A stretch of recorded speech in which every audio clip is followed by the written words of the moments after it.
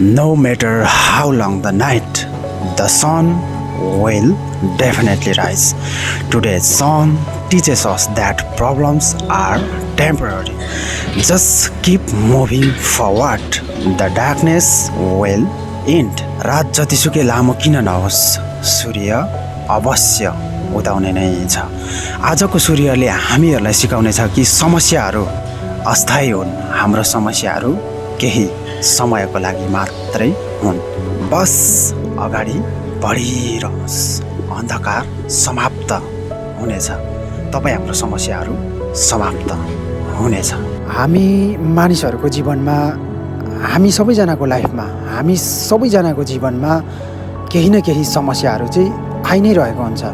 कहिले फ्यामिली परिवारमा समस्या, कहिले फ्रेन्ड्स साथीभाइमा समस्या, त कहिले रिलेसनसिप सम्बन्धहरूमा समस्या, गर्लफ्रेन्ड बोयफ्रेन्ड हस्बेन्ड वाइफहरूमा समस्या, त कहिले फाइनेन्सको समस्या, कहिले त पैसाको समस्या, कहिले होइन समाजको समस्या, कहिले देशको समस्या, कहिले के को समस्याहरू, कहिले हाम्रो स्वास्थ्यको समस्या भयो होइन।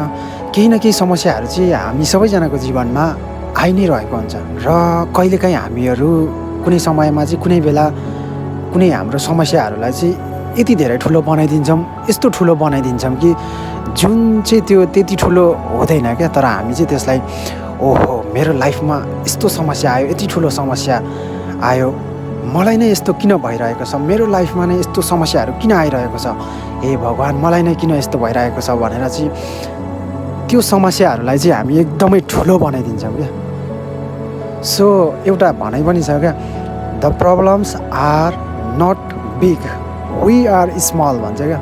समस्याहरू चाहिँ त्यति ठुलो हुँदैन अरे क्या, तर हामीहरू चाहिँ सानो अरे क्या। त्यो समस्याहरू ठुलो होइन, हामीहरू चाहिँ सानो भन्छ क्या।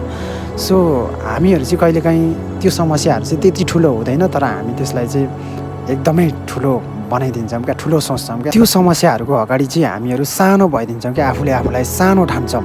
त्यही भएर चाहिँ त्यो समस्या चाहिँ एकदमै ठुलो लाग्छ हामीलाई, एकदमै ठुलो जस्तो चाहिँ लाग्छ। हामीहरू यो कुरा चाहिँ बुझ्दैनौँ कि रात जतिसुकै लामो भए पनि सूर्य अवश्य उदाउने नै छ।